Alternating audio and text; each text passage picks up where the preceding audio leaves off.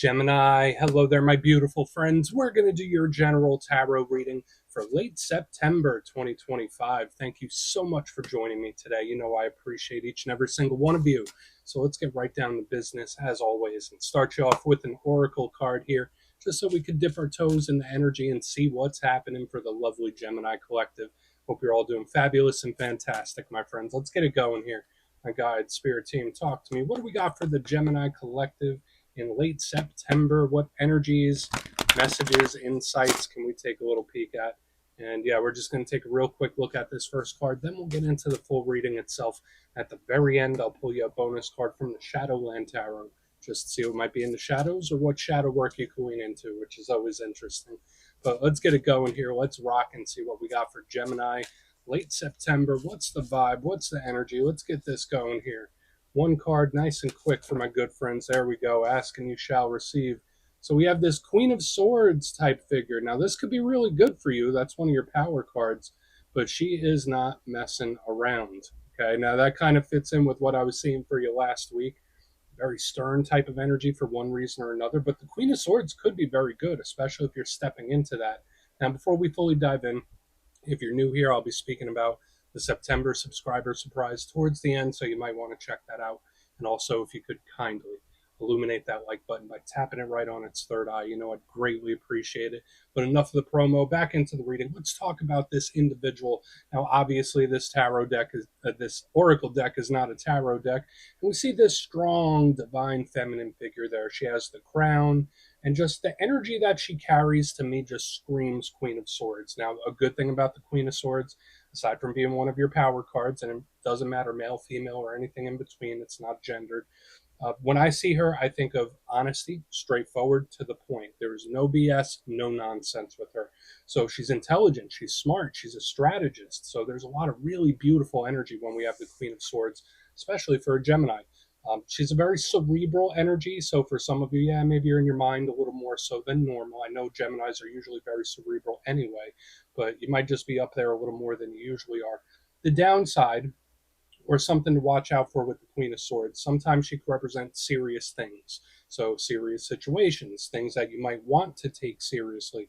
For some of you, this could even be cold. So again, not saying it's you. Maybe there's someone you're connected to. They're acting a little cold, a little distant, a little mean. That's the vibe I get here with the Queen of Swords. But it could be great for you, especially in a Gemini reading. I'd be more concerned if this was a water sign reading. So we're going to let her chill right there so she doesn't yell at me.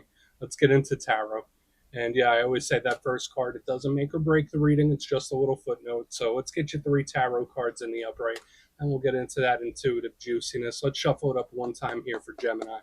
What do we got in late September? And while we get this deck shuffled up and ready to go, let's talk about last week's reading. So as I mentioned, I do see a little correlation with this Queen of Swords in last week's reading, because the reading was titled They Are Mad.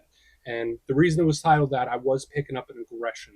Now, to be honest, I felt for a lot of you it could have been somebody else where they might have been in their feelings a little bit, a little aggressive, a little pushy.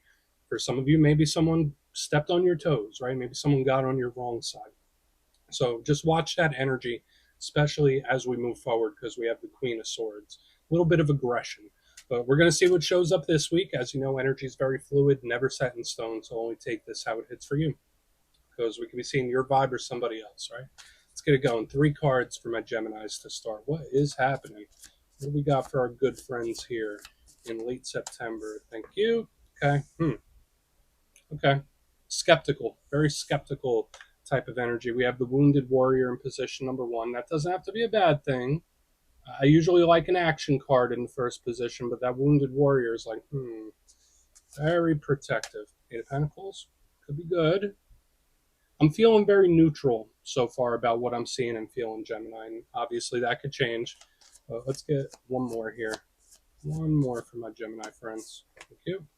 3 swords. Okay. A little bit of a mixed bag this week, my good friends. We're going to have to talk about. I don't necessarily feel like it's anything too wild just yet, but let's go through. I'll give you some of the classical meanings and archetypes, and we'll get into that juicy intuitive stuff.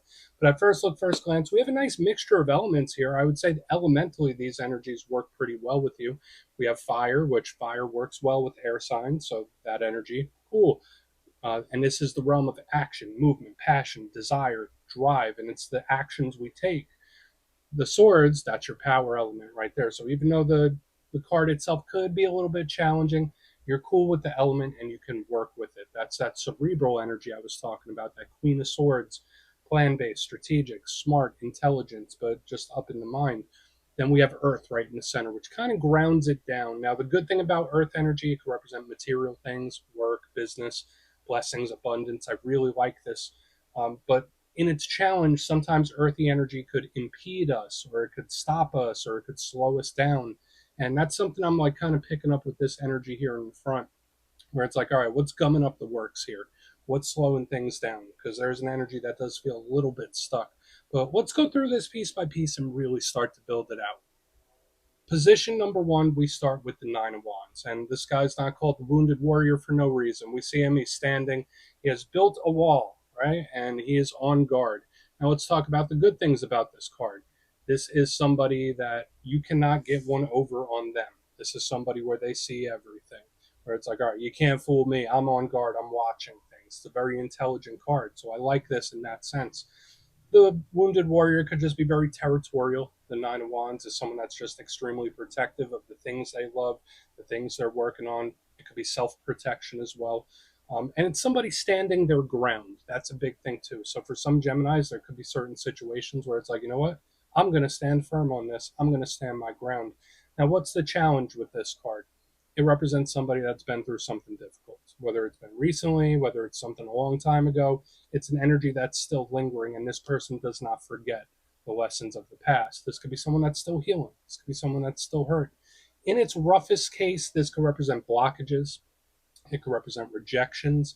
It is a very skeptical energy where it's like, I'm watching everything, I'm looking at everything. So for some of you, there could be certain things that happen that put you in investigation mode where it's like, I need more information. So we'll see. I'm not necessarily saying that this is a rejection or anything just yet, but I wish it was an action card. I'll say that. So we'll circle back on that. Now, moving to the center, we have a little bit of action. We have the Eight of Pentacles. This is good. Now, this is one of my biggest cards that connect to career and business. So for some Geminis, you might just be focusing on your work. Maybe you're working on something new. Who knows? I like the effort of this card, and we see the individual chiseling away, creating things. So it's diligent, it's hardworking, it's motivated. There's a lot of great aspects to this card.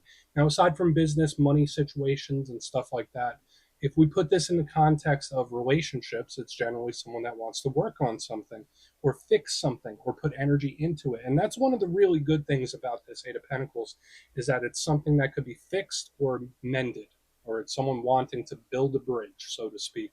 So we do want to look at this further, but there is a challenge too. This card could sometimes represent someone that's worked a little too hard, that might feel burnt out.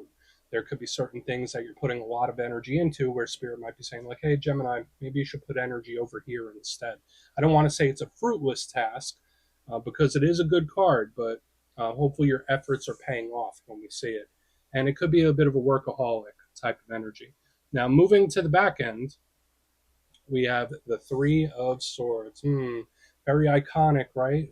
You don't have to get too nervous about this card. I'm sure even if you're not a reader, you've seen it everywhere, right? It's on a lot of merchandise and stuff like that. Really cool looking image, but what it stands for is generally pretty rough. Now, on the rougher side, I always say it's on a spectrum. It could be something very minor, it could be something major. The Three of Swords could just be something that's annoying you, something that's bothering you. Maybe you're going to have a couple of gloomy days. It doesn't have to be anything too wild, but it can also range up to heartbreak, pain, stress, anxiety, anger, just like we saw last week. So we do want to look at this further. A good thing about the Three of Swords is it's a healable energy. It's an energy that could be worked through, it could be worked on. That's why I like this alignment, because all these energies do have undertones of fixing something and healing something. So that's good. But I want to dive deeper on all of it, Gemini. Let's do it. Let's jump in and clarify. Okay, let's get a good shuffle here for you, my friends. What's going on with my Geminis, please? What is happening? And yes, this is where I go intuitive with the message, which means I just tell you how it feels to me. So feel free to do further research or rely on your base knowledge of tarot, because as you know, every single reading is about the reader's interpretation, and I'm just giving you mine. Let's go in on that Nine of Wands. Oh, and yes, if you're a reader yourself, please feel free to play along. That's why the box is here. Feeling any messages you want to give to Gemini, you can drop it in the comments. I don't mind at all. Okay, let's get that 9. Why is it here? Could it be a problematic thing? We'll see. Why is it here? Thank you. Okay. All right. So, not a huge fan of this first energy, and we definitely want to see, especially when we get to the action, how this goes. So, I have the moon in the upright. For some of you, this could represent a Pisces or a Cancer. But if that's not the case, the moon to me is one of the biggest cards of mystery. It's subtle. Now, for some of you, this could be. I'm going to split this in a couple of different ways because I'm getting several messages here. For some of you, there might be certain situations where you feel like you need to be very careful about it. With the 9 of Wands and the moon, it's like proceed with caution here, Gemini. And for some of you, you might not even have like your finger on it, where it's like, I'm feeling something, I'm feeling a weird way about something, but I can't quite put my finger on it. I think that's a good thing.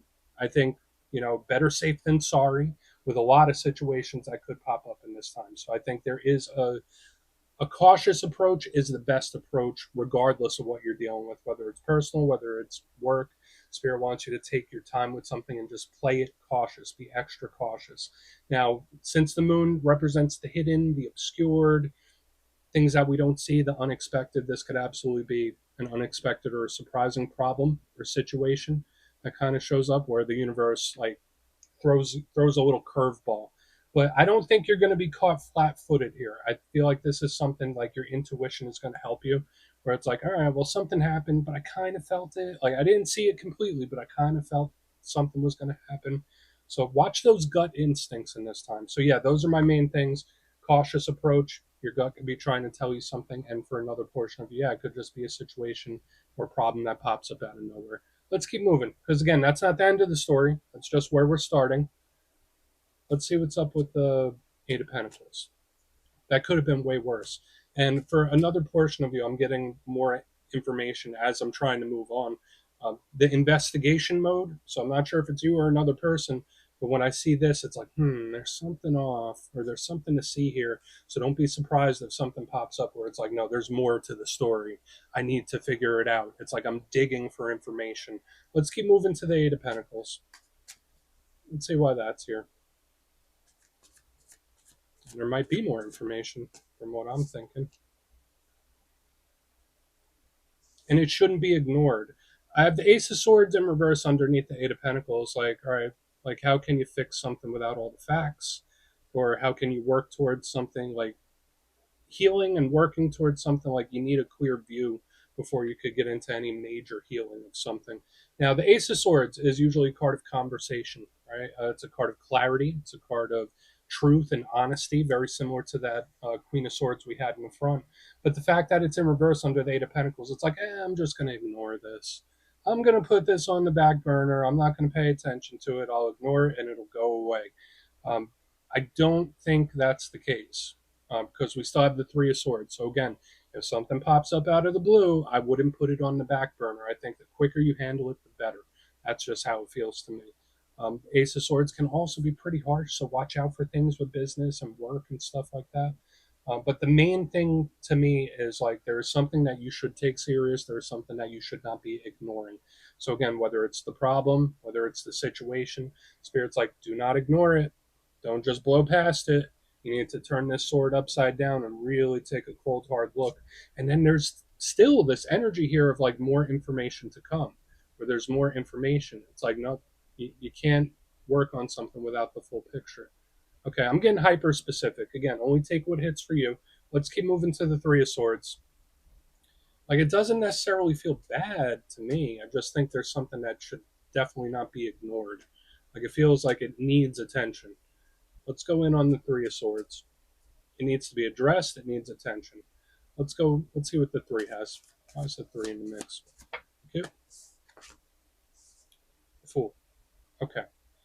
All right. I believe it or not, I like this. Now, to me, it's all about striking a balance. And out of all the signs, Geminis are very good at seeing things from multiple perspectives and striking a balance with them. Very similar to Libras, right? That's why Gemini and Libra are somewhat similar.